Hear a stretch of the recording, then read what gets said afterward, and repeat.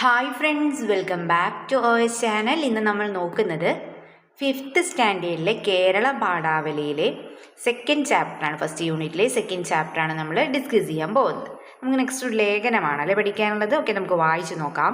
വീടിൻ്റെ തിണ്ണയിലിരുന്ന് മഴ കാണുന്ന കുട്ടിയെ യൂണിറ്റിൻ്റെ തുടക്കത്തിൽ പരിചയപ്പെട്ടു അല്ലേ. നമ്മുടെ ഫസ്റ്റ് ചാപ്റ്റർ നമ്മൾ പരിചയപ്പെട്ടു. ഇനി കാട്ടിൽ മഴ ഉണ്ടാക്കുന്ന മാറ്റങ്ങൾ എന്തെല്ലാമാവും? ഈ ലേഖനം വായിക്കും. കാട്ടിലെ മഴ. അപ്പോൾ നമുക്ക് ഇനി പഠിക്കാനുള്ളത് എന്താണ്? കാട്ടിൽ മഴ ഉണ്ടാക്കുന്ന മാറ്റങ്ങൾ എന്തെല്ലാം എന്നുള്ള കാര്യങ്ങളൊക്കെ ഉൾക്കൊണ്ടിച്ചുകൊണ്ടുള്ള ഒരു ലേഖനം. ഓക്കെ, നമുക്ക് വായിച്ചു നോക്കാം അല്ലേ. ഇവിടെ നോക്കൂ, കാട്ടിലെ മഴ. അപ്പോൾ ഒരു മഴ അപ്പോൾ ഇതൊരു കാടിൻ്റെ ഒരു ചിത്രമാണല്ലോ ഇവിടെ കൊടുത്തിട്ടുള്ളത്. ഓക്കെ, നമുക്ക് വായിച്ചു നോക്കാം. ഇന്നലെ കാട്ടിൽ കന്നിമഴ പെയ്തു. കന്നിമഴ എന്ന് പറഞ്ഞാൽ ഫസ്റ്റ് മഴ അല്ലേ, ആദ്യത്തെ മഴയല്ലേ. ദെൻ കടുത്ത വേനലിൽ നീർച്ചാലുകൾ വറ്റി വരണ്ടു. നീർച്ചാൽ എന്ന് പറഞ്ഞാൽ എന്താണ്? വെള്ളം ഒഴുകിപ്പോകും. നമ്മൾ മഴയൊക്കെ പെയ്താൽ വെള്ളം ഒഴുകിപ്പോകും ചെറിയ ചാലുകൾ കണ്ടിട്ടില്ലേ, അതാണ് നീർച്ചാലുകൾ. അപ്പോൾ കടുത്ത വേനലിൽ നീർച്ചാലുകൾ വറ്റി വരണ്ടു. പുഴ നന്നേ മെലിഞ്ഞു. പച്ചയ്ക്ക് വിളർച്ച. തീ വീണ കുന്നുകൾക്ക് കരുവാളിപ്പ്. ആദ്യം ആരും ശ്രദ്ധിച്ചില്ല. മലമുഴക്കിയും മണ്ണട്ടകളും ഒഴിച്ച്. മലമുഴക്കി നിങ്ങൾക്ക് അറിയാം അല്ലേ, മലമുഴക്കി ഒരു വലിയ പക്ഷിയില്ലേ? യെസ്. കുന്നിൻ മുകളിൽ കുറുമ്പു കാട്ടുന്ന ആനക്കൂട്ടം കണക്ക് മഴമേഘങ്ങൾ വന്നു നിറഞ്ഞത് പെട്ടെന്നായിരുന്നു. കാറ്റിൽ മഴയിരമ്പം കേട്ടപ്പോൾ കരിയിലകളുടെ കലപിലയാണെന്ന് കരുതി. മഴയിരമ്പം എന്ന് പറഞ്ഞാൽ മഴയുടെ ശബ്ദം അല്ലേ. അപ്പം അത് കേട്ടപ്പോൾ എന്താ സംഭവിച്ചത്? എല്ലാവരും വിചാരിക്കുകയാണ് കരിയിലകൾ കലപിലയാണെന്ന് കരുതുകയാണല്ലേ. കൊമ്പുകളെ പിടിച്ചു കുലുക്കി കാറ്റു കടന്നു പോയപ്പോൾ അറിഞ്ഞു എവിടെയോ പെയ്യുന്നുണ്ട്. കാറ്റിൻ്റെ രണ്ടാം വരവിൽ ആദ്യ തുള്ളികളും എത്തി. ഇലച്ചാർത്തുകൾ ഏറെ നേരം പ്രതിരോധിച്ചു. പിന്നെ ആകാശവും ഇലകളും കാട്ടിലേക്ക് പെയ്തിറങ്ങി. ഇലച്ചാർത്തുകൾ എന്തെന്ന് പറഞ്ഞാൽ എന്താണ്? ഇലക്കൂട്ടങ്ങൾ. അപ്പോൾ ഇലക്കൂട്ടങ്ങളൊക്കെ ഏറെ നേരം പ്രതിരോധിച്ചു അല്ലേ. പിന്നെ ആകാശവും ഇലകളൊക്കെ കാട്ടിലേക്ക് പെയ്തിറങ്ങി. ഇരുൾ വീണു തുടങ്ങിയ കാട്ടിൽ ഒളിയിടം കണ്ടെത്താൻ ഏറെ പണിപ്പെട്ടു. പുഴയോരത്തെ പാറക്കെട്ടുകൾക്കിടയിലുള്ള സാമാന്യം വലിയ ഗുഹ. അതിൻ്റെ സുരക്ഷിതത്തിൽ ചുള്ളിവിറകുകൾ എരിഞ്ഞു തുടങ്ങിയപ്പോൾ പുറത്ത് കാറ്റിന് പേ പിടിച്ചു തുടങ്ങിയിരുന്നു.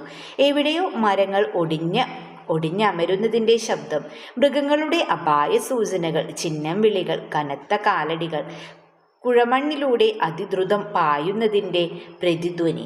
മഴത്തുള്ളികളുടെ സംഗീതം ഗർജനമായി മാറിക്കഴിഞ്ഞിരുന്നു.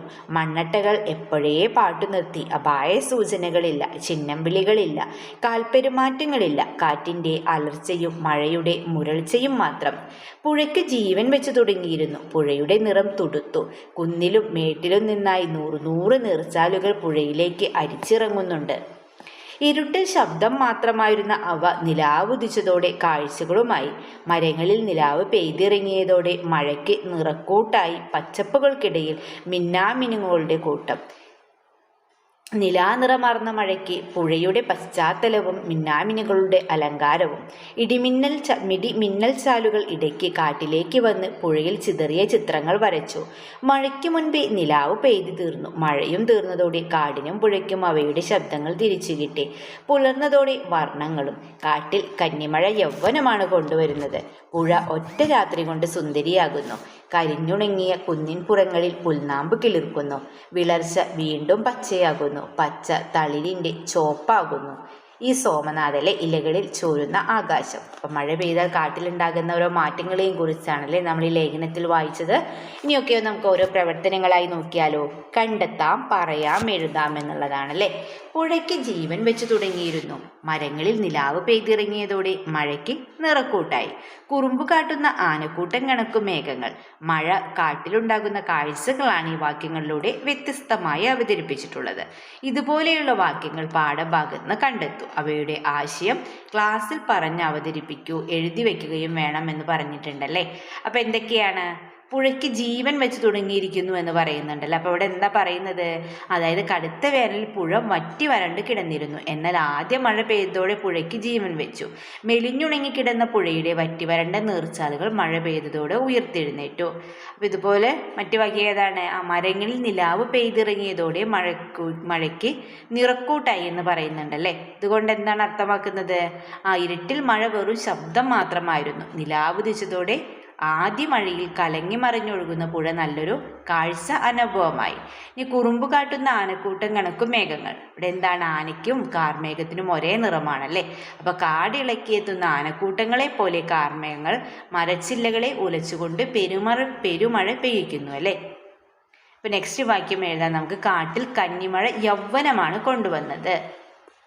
അപ്പൊ ഇതിന്റെ ആശയം എന്താണ്? കടുത്ത വേനലിൽ വറ്റിവരണ്ട പുഴയ്ക്ക് ജീവനേകുന്നതും ഉണങ്ങിക്കരിഞ്ഞ പുൽച്ചെടികൾക്കും മരങ്ങൾക്കും പുതുനാമ്പുകൾ നൽകുന്നതും എന്താണ്? കന്നിമഴയാണല്ലേ. അതുകൊണ്ടാണ് കാട്ടിൽ കന്നിമഴ യൗവനമാണ് കൊണ്ടുവരുന്നതെന്ന് പറയുന്നത് അല്ലേ. ഓക്കെ, നെക്സ്റ്റ് നോക്കൂ. ഇടിമിന്നൽ ചാലുകൾ ഇടയ്ക്ക് കാട്ടിലേക്ക് വന്ന് പുഴയിൽ ചിതറിയ ചിത്രങ്ങൾ വരച്ചു. എന്താണ് ആശയം?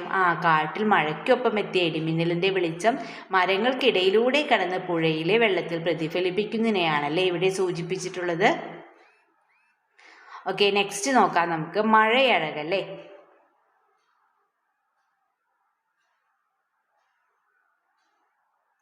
മഴ വന്നപ്പോൾ പ്രകൃതിയിലുണ്ടായ മാറ്റങ്ങൾ നോക്കൂ. എണ്ണ കണ്ടു മാമലകൾ, പണക്കാരായി പറമ്പുകൾ, മരുന്നുവെച്ചു മുറികൾ, കെട്ടി വെട്ടേറ്റ കാടുകൾ. ഏറെ നാളത്തെ കാത്തിരിപ്പിന് ശേഷം മഴ പെയ്തപ്പോൾ പ്രകൃതിക്കുണ്ടായ മാറ്റം പി കുഞ്ഞിരാമൻ നായർ വർണ്ണിച്ചിരിക്കുന്നത് വായിച്ചല്ലോ. ആദ്യമായി വേനൽ മഴ പെയ്തപ്പോൾ നിങ്ങളുടെ വീടിന് ചുറ്റും എന്തെല്ലാം മാറ്റങ്ങളുണ്ടായി, ആ മാറ്റങ്ങളെക്കുറിച്ചൊരു വർണ്ണന തയ്യാറാക്കാനാണല്ലേ പറഞ്ഞിട്ടുള്ളത്. നമുക്ക് വർണ്ണന നോക്കാം. കടുത്ത ചൂടിൽ മണ്ണ് ഉണങ്ങി വരണ്ടു കിടക്കുകയായിരുന്നു. എങ്ങും പൊടിക്കാറ്റ്, ഇലകൾ വാടിക്കരിഞ്ഞ് ചെടികളും മരങ്ങളും നിന്നു. പുതുമഴത്തുള്ളികൾ മണ്ണിൽ പതിച്ചപ്പോൾ മണ്ണിൽ നിന്ന് പ്രത്യേക ഗന്ധം ഉയർന്നു പൊങ്ങി. മഴയുടെ വരവറിയിച്ച് സന്തോഷത്തോടെ തവളകൾ കരഞ്ഞു. കിളികൾ ചിലച്ചുകൊണ്ട് മരക്കൊമ്പിലിരുന്നു. മരങ്ങളും ചെടികളുമൊക്കെ കാറ്റിലും മഴയിലും മെല്ലെ ഇളകി.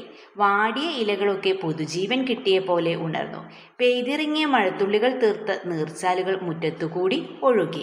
അപ്പം ഇതുപോലെ നിങ്ങളുടെ വീടിന് ചുറ്റും എന്തെല്ലാം മാറ്റങ്ങളാണ് ഉണ്ടായതെന്നൊരു ഇതുപോലൊരു വർണ്ണനയായി എഴുതുമല്ലോ. ഓക്കെ, ഇത് നെക്സ്റ്റ് നോക്കൂ. ഒറ്റയ്ക്കും കൂട്ടായും. ഇരുൾ വീണു തുടങ്ങിയ കാട്ടിൽ ഒളിച്ചിരിക്കാൻ ഒരിടം കണ്ടെത്താൻ ഏറെ പണിപ്പെട്ടു.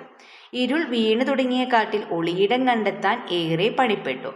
ഈ വാക്യങ്ങൾ തമ്മിലുള്ള വ്യത്യാസം എന്താണ് ചർച്ച ചെയ്യാൻ പറഞ്ഞിട്ടുണ്ട് അല്ലേ. അപ്പോൾ കൂടുതൽ ഉദാഹരണങ്ങൾ പാഠഭാഗത്ത് നിന്ന് കണ്ടെത്തി എഴുതാനും പറഞ്ഞിട്ടുണ്ട്. അപ്പോൾ ഇവിടെ എന്താണ്? ഇവിടെ നോക്കൂ, ഫസ്റ്റ് നോക്കൂ. ആദ്യത്തേതിൽ ഒളിച്ചിരിക്കാൻ ഒരിടം എന്നും രണ്ടാമത്തേതിൽ എന്താ പറയുന്നത്? ഒളിയിടമാണ് അല്ലേ. ഒളിയിടം എന്നാണല്ലോ ഉപയോഗിച്ചിട്ടുള്ളത്. ഒളിയിടം എന്നതിനെ പിരിച്ചെഴുതിയതാണ് എന്ത്? ഒളിച്ചിരിക്കാൻ ഒരിടം എന്നുള്ളത് അല്ലേ. അപ്പം ഇതുപോലെ കൂടുതൽ വാക്യങ്ങൾ നമ്മൾ കണ്ടിട്ടുണ്ടല്ലോ. ചാപ്റ്ററിൽ തന്നെ നമ്മൾ കണ്ടെത്തിയിട്ടുണ്ട് അല്ലേ. അപ്പോൾ അത് ഏതൊക്കെയാണ് നമുക്ക് എഴുതിയാലോ.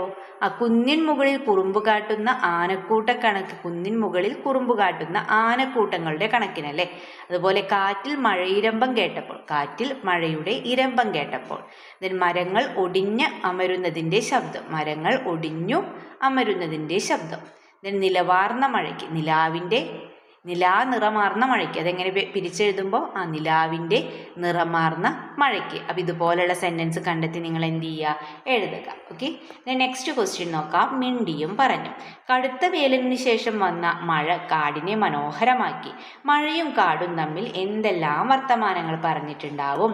എഴുതി നോക്കാനാണല്ലേ പറഞ്ഞിട്ടുള്ളത്. എന്തൊക്കെയായിരിക്കും അവർ സംസാരിച്ചിട്ടുണ്ടാവും? ഒരു സംഭാഷണം എന്ന് എഴുതിയാലോ. കാറ്റ് ചോദിക്കുമല്ലേ, ഇത്ര നാൾ എവിടെയായിരുന്നു മഴയെ നീ? അപ്പം കാറ്റ് എന്താ പറയുക?